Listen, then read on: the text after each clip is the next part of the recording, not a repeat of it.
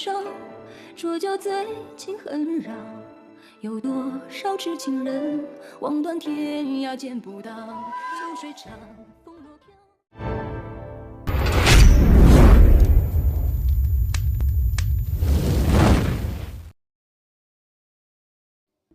Episode की शुरुआत में हम साइची टावर को देखते हैं, जहां ये मोरोंग बैठा होता है और स्पिरिट मैसेंजर अपने पावर से ये मोरोंग के एक्यूपॉइंट ठीक कर रहा होता है।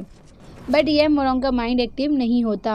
फिर स्पिरिट मैसेंजर और कोशिशें करने लगता है। फिर स्पिरिट मैसेंजर ये मोरोंग से कहता है, मेरे एक क्वेश्चन का आंसर दो। जब तुम्हारे फादर ने तुम्हारे ग्रैंडपा को मारा था, क्या तुम उस रात वहाँ पर थे? तभी यह मोरोंग को होश आ जाता है। स्पिरिट मैसेंजर और कुछ भी करता है जिससे यह मोरोंग के मुंह से खून निकल आता है। फिर जब स्पिरिट मैसेंजर खड़ा होता है तो उसको भी चक्कर आने लगते हैं, तभी मुंह आकर पकड़ लेती है। स्पिरिट मैसेंजर कहता है कि ये बच गया। मुंह गार्ड्स को ऑर्डर देती है कि जाओ जल्दी से डॉक्टर को बुला के लाओ और कहना कि यंग मास्टर को होश आ गया है। इधर सेक्रेटरी साकुरा को खाना खिलाने की कोशिश करती है, बट साकुरा नहीं खाती। सेक्रेटरी कहती है, प्रिंसेस लकीली मैं टाइम से आ गई, अदरवाइज आप अपनी जान ले चुके होते। स्पिरिट मैसेंजर और डॉक्टर यंग मास्टर को बचाने के लिए अपना पूरा बेस्ट कर रहे हैं, प्लीज़ आप होपलेस मत होइए। बट साकुरा तो अपनी पूरी उम्मीद खो चुकी है। तभी साकुरा पैलेस का एक आदमी रिपोर्ट करता है कि डायरेक्टर जियू, साइची टावर से खबर आई है कि यंग मास्टर को होश आ गया है। सेक्रेटरी खुश हो जाती है। साकुरा फट से उठकर बोलती है, is it true, young master बच गए? सैनिक बोलती है, हाँ ये सच्ची खबर है, यंग मास्टर बच गए। साकुरा की सांस में सांस आती है। सेक्रेटरी कहती है, कॉन्ग्रेचुलेशन प्रिंसेस, गॉड ने यंग मास्टर को बचा लिया। साकुरा खड़े होकर झूमने लगती है, जल्दी जल्दी मेरे लिए ड्रेस तैयार करो।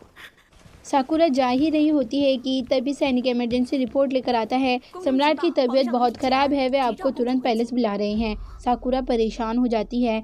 सेक्रेटरी कहती है, प्रिंसेस यंग मास्टर तो अब एकदम ठीक है, कैपिटल की सिचुएशन बिगड़ रही है, हमें अभी कैपिटल जाना चाहिए।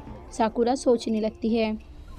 दूसरी तरफ पानी के ऊपर बने घर में हम हैन को देखते हैं, जो इंटरनल पावर की प्रैक्टिस कर रही होती है। तभी उसे किसी के आने की आहट सुनाई देती है। वहाँ पर जीरो आती है। वह हैन को इंटरनल पावर की प्रैक्टिस करते हुए देखती है। फिर दरवाज़ा लगाकर अपना आराम से आकर चाय पीने के लिए बैठ जाती है।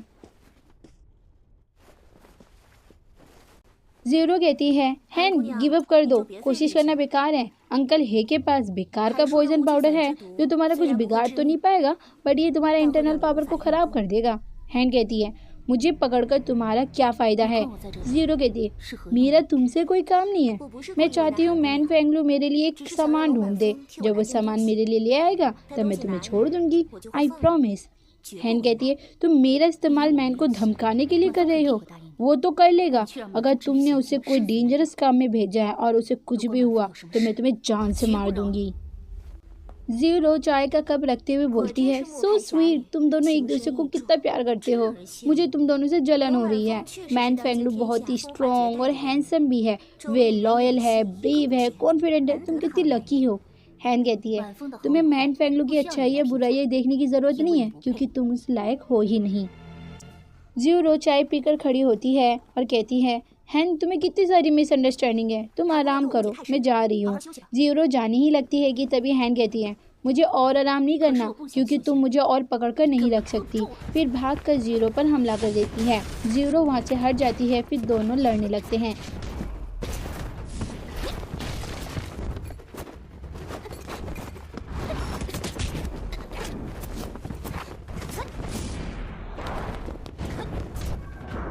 फाइट कंटिन्यूस चलती रहती है। तभी वहाँ पर अंकल आ जाते हैं। फिर हैन और अंकल लड़ने लगते हैं। फिर हैन खिड़की तोड़कर भाग जाती है। अंकल हैन का पीछा करने वाले होते हैं कि जीरो मना कर देती है, उसे जाने दो, हैन बचपन से ही पॉइजन के साथ पली बड़ी हुई है, इसलिए उसके ऊपर कोई भी पॉइजन असर नहीं करेगा। आपका बेकार का पॉइजन पाउडर उसका तो बाल भी बाका नहीं कर पाएगा। उसका यहाँ से जाना भी मेरे प्लान का हिस्सा है, अगर वो यहाँ मरती तो हम मुसीबत में आ जाते। फिर जीरो चले जाती है। इधर लियान का सैनिक भेष बदल कर टूम के सैनिकों को मारकर लियान को कंधे में लेकर भागने लगता है। सभी सैनिक उसके पीछे पीछे भाग रहे होते हैं। अचानक वे गायब हो जाते हैं। सैनिक उनको ढूंढ रहे होते हैं, ये अभी तो यहाँ थे, अब कहाँ गायब हो गए। वे सैनिक चारों तरफ ढूंढ रहे होते हैं। एक सैनिक कहता है, देखो वहाँ पर कुछ है, ये तो चैन हुआनली की लाश होती है। फिर वे वहाँ पर और लाशें भी देखते हैं। तभी उन लाशों से वह सैनिक लियान को लेकर भागने लगता है। वे सभी सैनिक भी उनका पीछा करने लगते हैं। तभी एक तीरंदाज सैनिक उन पर तीर चलाता है। पहली बार तीर से बच जाते हैं, दूसरी बार भी तीर से बच जाते हैं, बट तीसरी बार तीर सैनिक के हाथ और पैर में लग जाती है, जिससे सैनिक की रफ्तार कम हो जाती है। फिर लाल वाले सैनिक तलवार फेंककर मारता है। तलवार सीधे जाकर लियान से होकर सैनिक के पेट से बाहर निकलता है, जिससे वे मर जाते हैं। टूम के सैनिक चेक करने आते हैं, सर उठाकर देखते हैं, ये तो कोई और है, सैनिक ने तो इसका पोपट बना दिया। सैनिक फिर उठता और कहता है, ये लियान नहीं है। फिर वे सभी ढूंढने के लिए आगे चले जाते हैं। लियान तो इधर है इन लाशों के साथ। फिर लियान को होश आता है। रात हो जाती है। श्याओ तारों को देख रही होती है। श्याओ सिक्यू पर बहुत ज़्यादा गुस्सा कर रही होती है। ये चट्टान इतना ऊंचा भी नहीं है, फिर भी वो क्यों नहीं चढ़ पा रहा।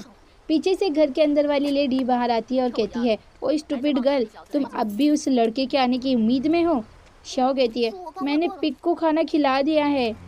ये मिसेस क्यू होंग टूम गार्डियन से। वे श्याओ को घूर रही होती है। फिर क्यू होंग कहती है, तुम एग्जैक्टली उस औरत की तरह दिखती हो, वो भी जवानी में तुम्हारी ही जैसी थी।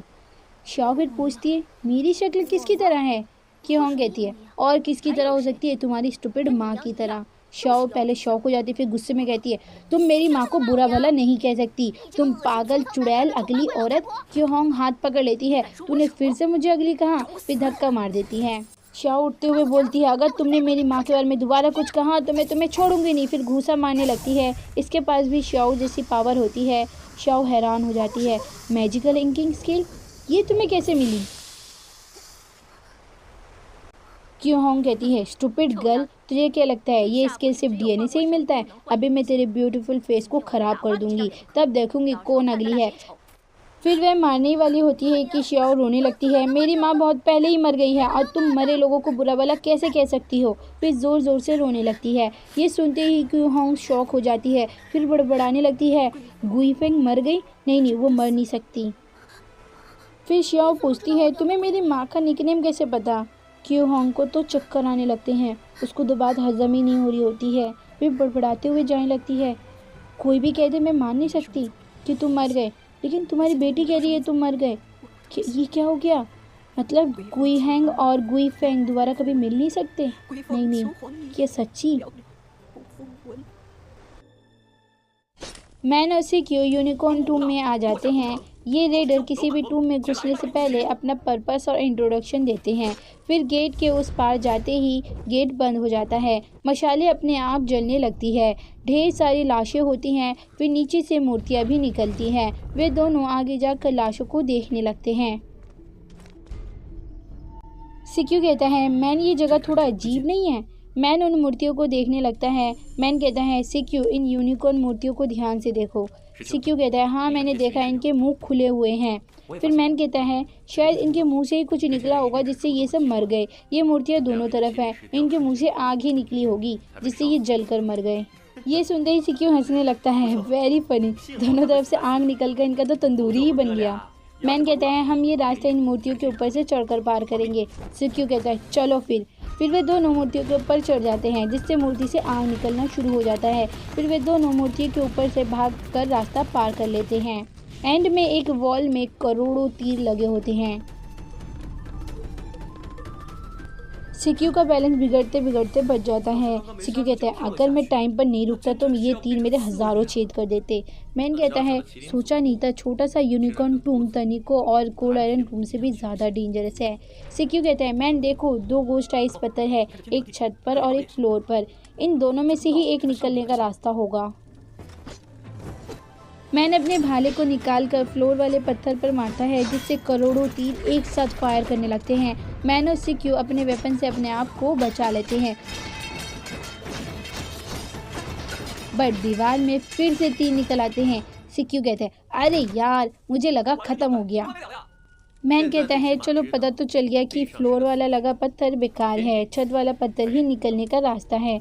दोनों ऊपर वाले पत्थर को देख रहे होते हैं। सिक्यू चिल्ला के बोलता है, ओए पत्थर, क्या घूर रहा है हमें, अभी जाकर तेरा आँख फोड़ता हूँ। मैन कहता है, बट घोस्ट आइस पत्थर बहुत ऊंचाई पर है, कहना मुश्किल है कि फ्लाइंग स्किल से हम ऊपर पहुँच पाएंगे। सिक्यू कहता है, हाँ, और ये तीर भी पूरे कमरे पर लगी हुई है और ना ही हम दीवार पर चढ़ पाएंगे। फिर सिक्यू बैठ जाता है थका हारा। और यहीं पर एपिसोड का होता है दी एंड।